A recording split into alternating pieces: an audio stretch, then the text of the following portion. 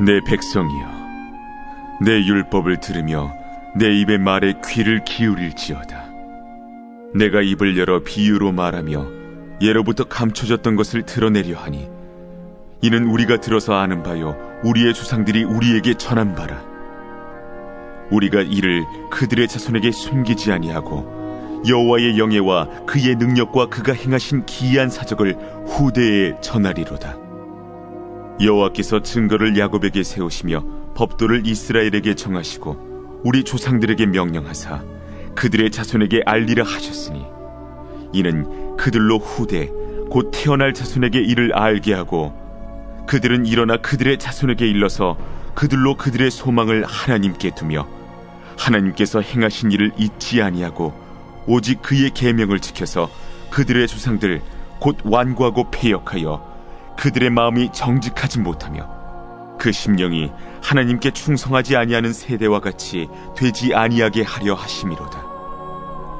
에브라임 자손은 무기를 갖추며 활을 가졌으나 전쟁의 날에 물러갔도다. 그들이 하나님의 언약을 지키지 아니하고 그의 율법 준행을 거절하며 여호와께서 행하신 것과 그들에게 보이신 그의 기이한 일을 잊었도다. 오늘 이 시편 78편은 꽤 긴 시입니다. 그 중에서 오늘 전반부를 우리 11절까지 서론에 해당되는 부분을 우리가 함께 묵상을 하고자 합니다. 오늘 말씀은 이제 아삽의 마스길이다, 이렇게 이제 등장을 합니다. 여러분, 이 마스길이라는 표현이 시편에 한 13번 정도가 등장을 합니다. 여기 이제 마스길이라는 말, 이 말은 이제 지혜가 있다, 통찰력이 있다, 이런 이제 의미가 있고요. 그래서 이 마스길, 그러면 보통 교훈의 시편으로 알려져 있습니다. 그래서 지혜와 통찰력이 있는 이 교훈의 시편을 통해 우리가 어떻게 이 세상, 오늘의 현 세대를 살아가야 할지 깨우칠 수 있도록 하기 위한 이 교훈의 시편이라는 것이죠.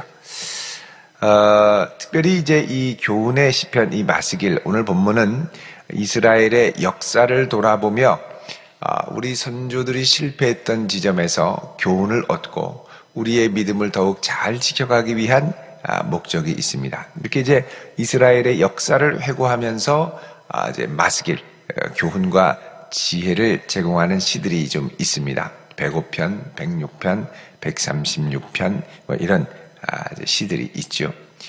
자, 그러면 이제 오늘 이 시편은 이제 이스라엘의 역사를 회고하면서 이스라엘이 마땅히 배우고 붙들어야 할 부분들을 잘 지켜가야 한다라는 것입니다. 오늘 말씀 1절에 보면 백성들을 부릅니다. 내 백성이여, 내 율법을 들으며, 여기 내 율법이라는 말, 내 가르침을 들으며, 이런 뜻입니다. 내 입의 말에 기울일지어다 얘기를 하죠. 그러면서 이제 좀 알쏭달쏭한 말씀을 합니다. 2절에 내가 입을 열어 비유로 말하며 예로부터 감추어졌던 것을 드러내려 하니, 그러죠. 자, 입을 열어서 비유로 말한다. 이 비유라는 말이 마샬이라고 하는 이제 히브리 단어입니다. 이 마샬, 그러면 잠언이라는 뜻도 있고 또 수수께끼라고도 번역이 됩니다. 그러니까 언뜻 들으면 알쏭달쏭한 이야기지만 자세히 보면 하나님의 뜻이 무엇인지를 드러낼 수 있는, 특별히 이 비유라고 할 때 이 비유라는 말은 비교해서 인유하는 거죠. 그러니까 비교를 해서 이 뜻이 무엇인지를 이해하기 쉽도록 견주어 보는 겁니다. 그래서 이 이제 비유라는 말, 이게 이제 헬라어로는 파라볼레, 그런데 파라 그러면 옆에, 볼레 그러면 발로, 그래서 던져놓는다. 옆에 서로 견주어 보는. 그래서 난 놓고 기억자를 알도록 돕는 게 이제 비유죠. 마찬가지로 이스라엘의 역사를 회고하며 그 역사를 옆에다 견주어 두고 내가 그럼 오늘 어떻게 살아야 할 것인가를 이렇게 이제 비교하며 말씀한다라는 것입니다.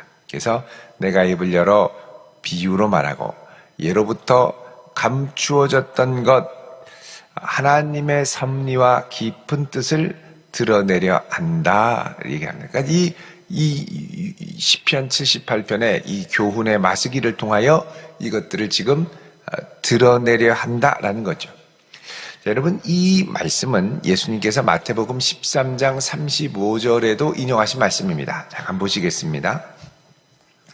마태복음 13장 35절.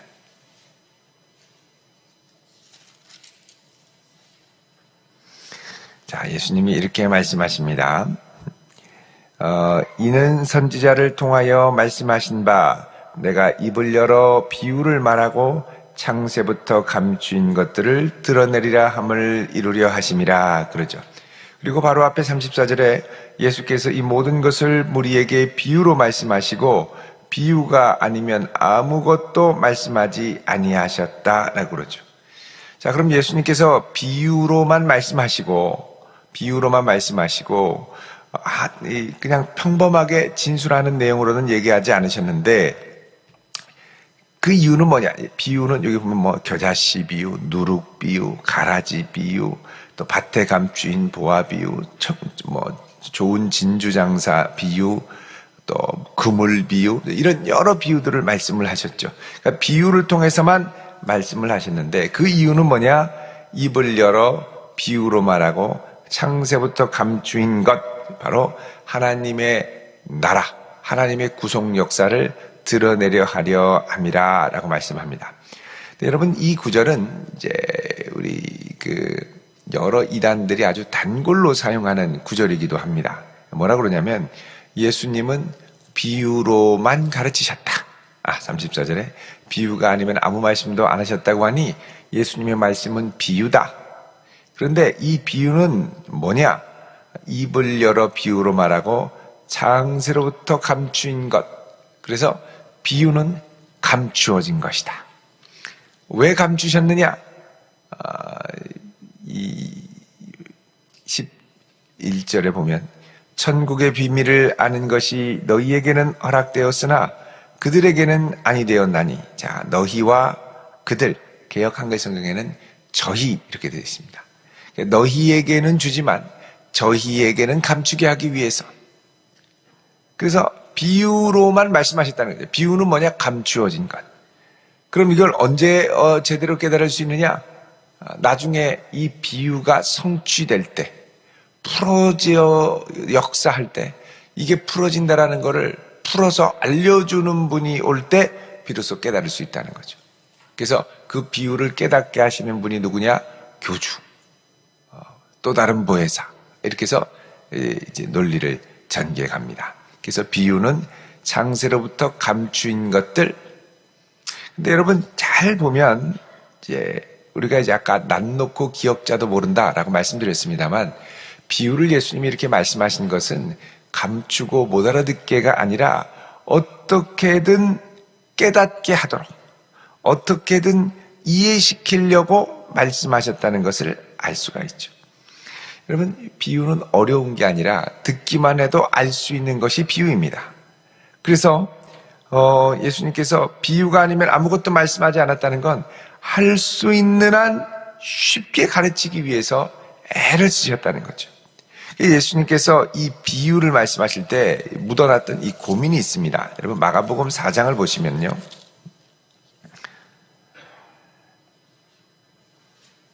30절 보십시오. 4장 30절에 같이 읽어보겠습니다. 시작. 또 이르시되 우리가 하나님의 나라를 어떻게 비교하며 또 무슨 비유로 나타낼까? 자, 어떻게 비교하며 또 무슨 비유로 나타낼까? 여러분, 이 말이 비유를 어떻게든 통해서 예수님이 감추어 가지고 백성들에게 모르게 하도록 하기 위한 것일까요? 아니면 제대로 드러내도록 하기 위한 것일까요? 이거 보면 예수님이 얼마나 쉽게 가르치려고 노력하시는지를 알 수가 있습니다. 그래서 4장 33절에 보면 예수께서 이러한 많은 비유로 그들이 알아들을 수 있는 대로 말씀을 가르치셨다 그러죠. 여러분, 이단들이 이런 것들은 싹 빼고 비유는 감추인 것, 어려운 것 이러면서 비유를 깨달아야 구원받는다, 왜 비유를 깨달아야 구원받느냐? 이 마지막 때의 구원의 역사가 새하늘과 새 땅이라고 하는 신천신지에서 이루어지기 때문에 우리가 이거를 깨달아야 된다. 이런 식으로 이야기를 하죠. 비유를 또 알레고리적으로 배우면서 딱딱 맞아떨어지는 것 같고 하면 잘못된 비유인데 우리나라는 일단 맞아떨어지는 것 같으면 열광을 합니다. 그래서 여기에 그냥 푹 빠져서 결국은 이단에 넘어가는 경우가 많죠. 자, 다시 마태복음 13장을 오면 예수님께서 51절에 이렇게 말씀하십니다. 13장 51절 읽습니다. 시작. 이 모든 것을 깨달았느냐 하시니 대답하되 그러하오이다. 아멘. 자, 이 모든 것을 깨달았느냐 물어보니까 그렇다고 그러죠. 그만큼 예수님이 할 수 있는 한 쉽게 듣기만 해도 무슨 뜻인지 알 정도로 비유로 말씀하셨다는 것입니다. 그래서 이 입을 열어 비유로 말하고 창세로부터 감춘 것들을 드러낸다라는 건 감추려고 하는 게 아니라 어떻게든 쉽게 이야기하게 하도록 하기 위해서라는 겁니다. 자, 다시 여러분 시편 78편으로 오시면, 자, 여기서도 2절에 내가 입을 열어 비유로 말하며 예로부터 감추어졌던 것을 드러내려 한다 그럽니다. 드러내려 한다. 목적이 이거죠. 자, 그러면은 3절에 이거는 그동안 감추었던 거냐? 그게 아닙니다. 3절에 보면 같이 읽습니다. 시작. 이는 우리가 들어서 아는 바요 우리의 조상들이 우리에게 전한 바라. 아멘. 자, 이거는 우리가 들어서 아는 바요. 들으면 딱 아는 겁니다. 쉽다라는 얘기죠. 또 우리의 조상들이 우리에게 전한 바라. 자, 우리에게 이미 전해주었던 것입니다. 그러니까 감추었던 것이 아니죠. 근데 왜 감춘 것처럼 느껴지느냐? 미련하고 우둔해서 깨닫지 못하기 때문에. 눈앞에 있는데 제대로 못 깨닫는 것입니다. 그래서 이제 우리의 믿음의 첫 세대의 사명은 뭐냐면 이것들을 다음 세대에 전수해 주는 것이죠. 4절에 우리가 이를 그들의 자손에 숨기지 아니하고 여호와의 영예와 그의 능력과 그가 행하신 기이한 사적을 후대에 전하리로다. 그래서 우리는 뭐 하는 사람들이냐? 여호와의 기이한 사적과 역사를 후대에 증거하는 것이다. 자, 특별히 여호와께서 행하신 기이한 역사들은, 기이한 사적들은 하나님께서 이스라엘을 출애굽시키시고 홍해를 가르시고 광야에서 메추라기와 만나를 먹이시고 또 이스라엘 백성을 아름다운 젖과 꿀이 흐르는 약속의 땅 가나안으로 인도하신 이 모든 기이한 구원 역사들을 다 포괄하는 겁니다. 그러니까 특별히 이것이 이제 기이하다라고 하는 것 중에 하나 중요한 이유는 뭐냐?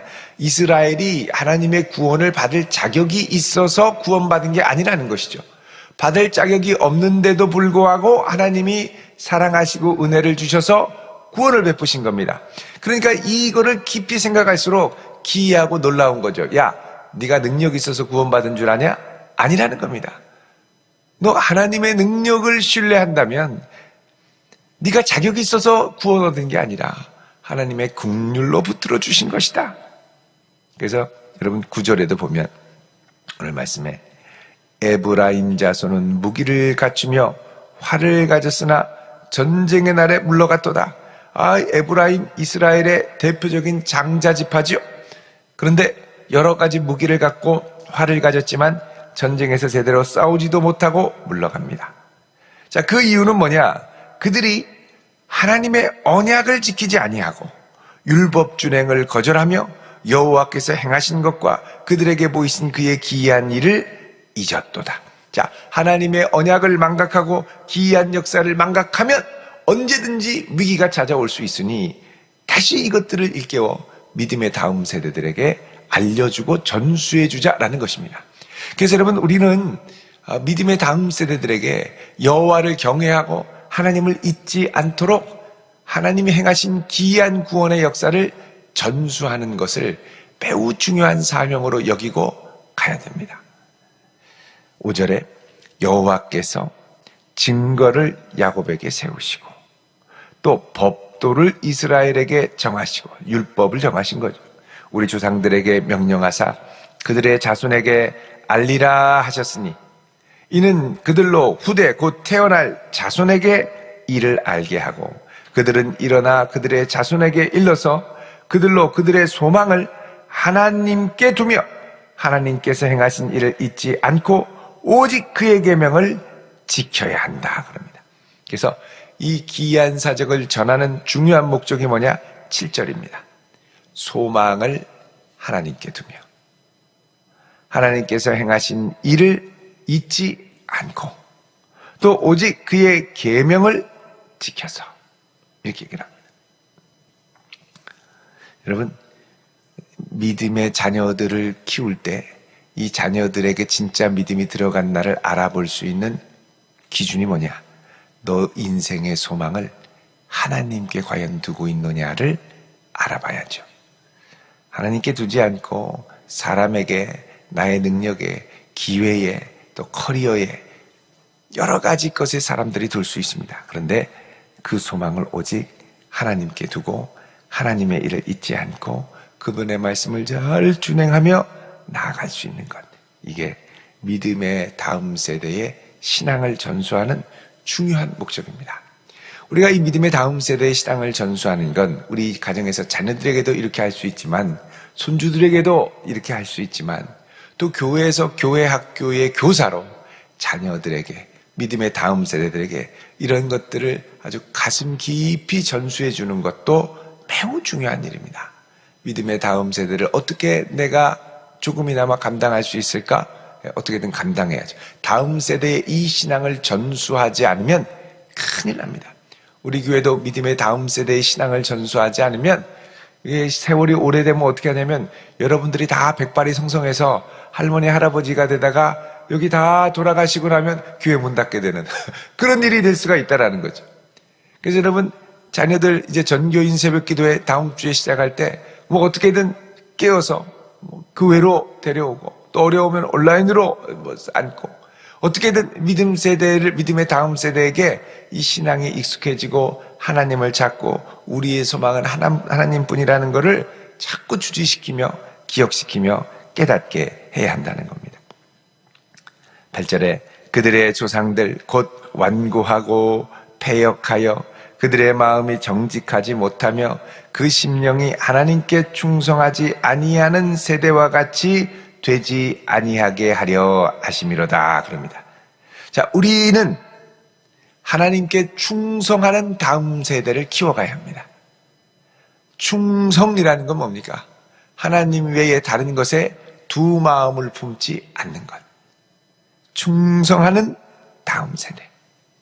충성하는 다음 세대가 중요하죠.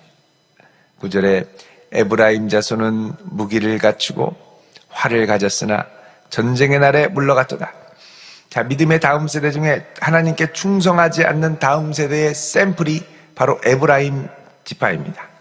무기도 있고 활도 있고 사람도 많지만 에브라임 큰 지파거든요. 그런데 전쟁의 날에 물러갔도다. 패배했다는 겁니다. 그것은 그들이 하나님께 충성하지 않았기 때문인데 언약을 지키지 않고 율법 준행을 거절하고 하나님의 행하신 행사와 기이한 사적들을 잊었기 때문이라 그러죠. 여러분, 그래서 우리는 믿음의 다음 세대가 단순히 믿음을 가진 것만으로 만족할 것이 아니라 하나님께 충성하는 다음 세대를 세워가야 합니다. 이 아이들이 하나님께 충성하도록 해야 되는 거예요. 하나님께 충성하도록. 하나님을 온 마음 다해 사랑하는 아이가 되도록 자꾸 격려하고 붙들어 주어야 한다는 것이죠. 마찬가지입니다. 우리 자신도 하나님께 충성하는 믿음의 선배 세대가 되어야 합니다. 하나님께 충성하는, 하나님을 사랑하는. 여러분, 그렇게 해서 우리 가정, 또 몸된 교회를 통하여 또 이 나라, 이 민족에게 하나님께 충성하는 다음 세대를 잘 세우고 일으켜서 이 아름다운 믿음이 잘 전수될 수 있도록 기도하며 계승해 나가는 복된 성도 되시기를 주의 이름으로 축원드립니다. 기도하겠습니다. 거룩하신 아버지 하나님, 저희들을 긍휼히 여기사 아름다운 신앙을 허락하여 주셨사오니 이 귀한 믿음의 본을 다음 세대에 잘 전수하게 하시고 하나님의 충성하는 다음 세대가 이곳에서 일어나게 하옵소서. 예수님의 이름으로 기도하옵나이다. 아멘.